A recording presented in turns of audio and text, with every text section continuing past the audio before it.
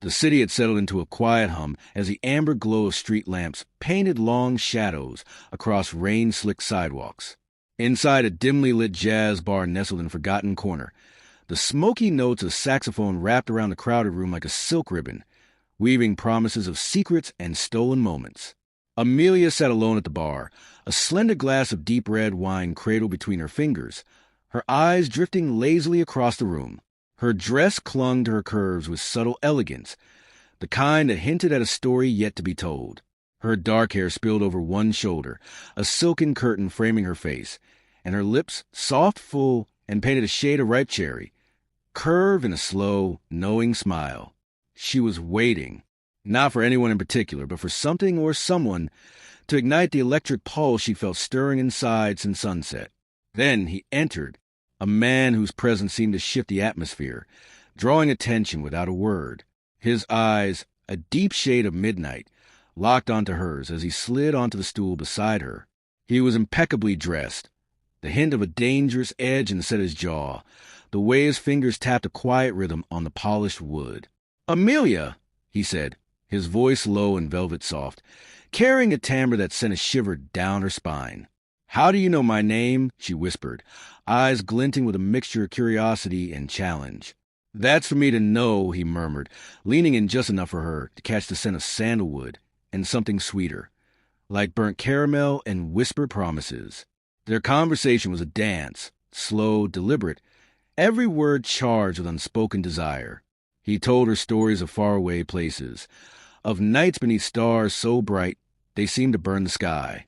She responded with laughter and glances that lingered a moment too long, her fingers brushing his hand, sending sparks that rippled through the quiet haze between them. The world outside melted away.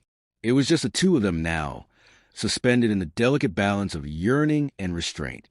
When the last song played, the man offered his hand, his touch warm, steady. Amelia took it, feeling the strength beneath his calm exterior. They stepped out into the night, the rain having softened to a gentle mist, droplets glistening like tiny diamonds in the streetlights. Without a word, he pulled her close, his breath warm against her ear. "Let me show you something," he said. They moved through winding alleyways and narrow streets until they reached a hidden garden, a secret haven away from the noise and rush of the city. Moonlight filtered through the leaves, casting silver patterns on the ground. There, surrounded by the scent of jasmine and wet earth, the world contracted to the space between them. He traced a finger along her jawline, then down her neck, each touch a promise. Her breath hitched, heart racing, as she leaned into the sensation. The thrill of being seen, truly seen, for the first time in a long time. Their lips met, soft, tentative at first, then with growing hunger. Time seemed to slow, the night holding its breath as they explored each other's depths, the brush of skin, the whisper of fingertips, the taste of lips soaked in longing. In that secret garden, beneath the watchful gaze of stars, they discovered a language spoken only through touch and sighs, a conversation of passion written in the shadows and light. Hours passed unnoticed, the world shrinking to a heartbeat, a whispered name, a stolen breath. When dawn finally crept over the horizon, painting the sky in shades of blush and gold, Amelia and the stranger stood entwined, their souls forever altered by a night that promised more than just fleeting desire. She didn't know who he was, or where he'd go when the day took him away, but in that moment, nothing else mattered. Because some nights are made to be unforgettable, and some stories begin with a single, seductive glance. He led her through the winding paths of the secret garden, each step careful, as if the morning itself might shatter the fragile magic they'd spun. The city was waking up around them, distant sound of cars and early footsteps. But here, in this hidden sanctuary, time felt suspended. His name finally slipped from his lips like a secret confided in trust. Elias. Amelia let the name settle, soft and sure, a key unlocking something in her chest she hadn't realized was waiting. "Amelia," she replied, her voice steady, yet laced with wonder. "It suits you." Elias smiled, the kind of smile that reached his eyes and softened the sharp edges of the world. "And you?" He didn't finish the sentence, but the meaning hung between them like a promise.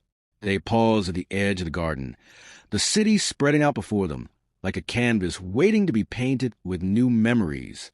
Amelia hesitated, the pull of familiarity battling the thrill of the unknown. "Where will you go now?" she asked, voice barely above a whisper. Elias reached for her hand, fingers curling around hers with a warmth that chased away the chill of uncertainty. "Wherever the night calls me. But now I want to see where the day takes us." The honesty in his words sent a rush of hope and something bolder through her veins. With a breath deep and steady, Amelia stepped forward, letting go of fear and doubt. "Then let's not waste the dawn." Together, they walked into the city, two strangers bound by a night of whispered secrets and stolen touches, ready to discover a story that would unfold with every heartbeat. The city buzzed softly as Amelia and Elias stepped into the streets, the early morning sun casting long golden rays that danced across cobblestones and glass. The crisp air was cool against Amelia's skin, a sharp contrast to the heat still lingering from their night together. Elias pulled her close as they walked, fingers brushing lightly against hers, a silent tether that grounded them both in this unfamiliar morning. The world felt different now, less mysterious, yet charged with a new kind of excitement. They wandered without a plan, letting the city guide them.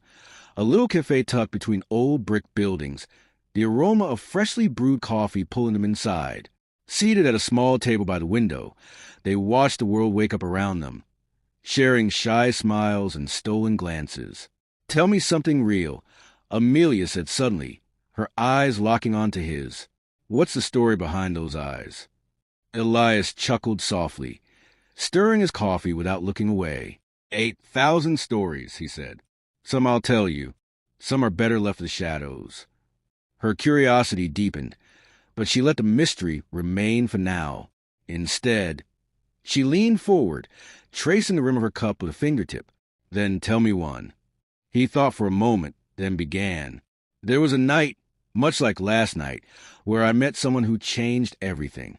But I was afraid of what could be, afraid of losing myself in something I couldn't control." Amelia's heart quickened, sensing the parallel to their own story. "But maybe," he continued, eyes searching hers, "this time will be different." The moment stretched between them, charged, electric. Outside, the city's hum softened into background as their hands found each other's again, fingers weaving together like the first lines of a new story. For the rest of the day, they explored, laughing in sunlit parks, sharing secrets in quiet corners, tasting the simple pleasure of being truly seen. As twilight approached, painting the sky in shades of pink and violet, Elias pulled Amelia close once more. "This," he whispered, voice rough with feeling, "is only the beginning." And Amelia, heart wide open, knew he was right. As twilight slipped into night, the city transformed once again. Neon signs flickered to life, casting pools of color onto rain-wet streets. The air held a different kind of promise now, electric, charged with anticipation. Elias led Amelia through winding alleys to a rooftop bar high above the city's hum.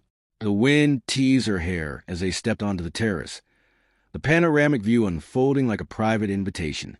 "Look," he said softly, pointing to the horizon where the city lights twinkled like stars fallen to earth.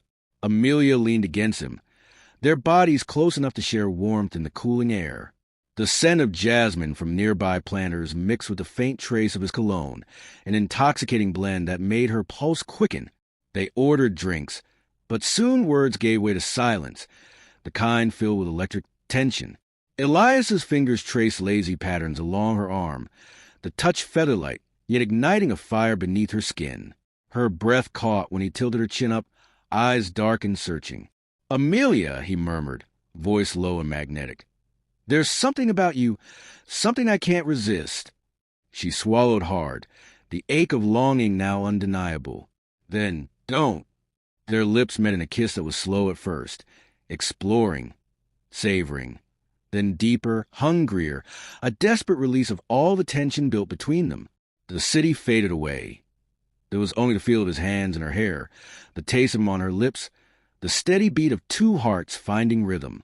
When they finally broke apart, breathless and trembling, Elias whispered against her skin, "Stay with me tonight." Amelia's answer was in the way she smiled, warm and inviting. They left the rooftop hand in hand, the night unfolding before them like a secret garden waiting to be explored anew.